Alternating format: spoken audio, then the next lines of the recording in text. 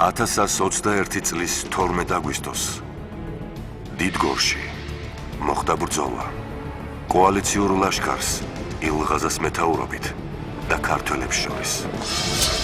კოალიციურ ლაშქარში იბრძოდა 300-400,000, ხოლო ქართველთა მხარეს 55,600 მებრძოლი.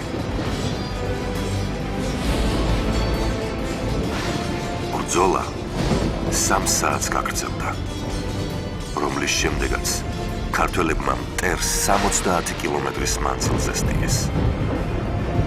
ქართველების წარმატების მიზეზი დავით აღმაშენებლის მიერ განხორციელებული სამხედრო ტაქტიკური ხერხი და მარჯვენა ფლანგიდან ჩატარებული მანევრი იყო. ძალა ერთობაშია.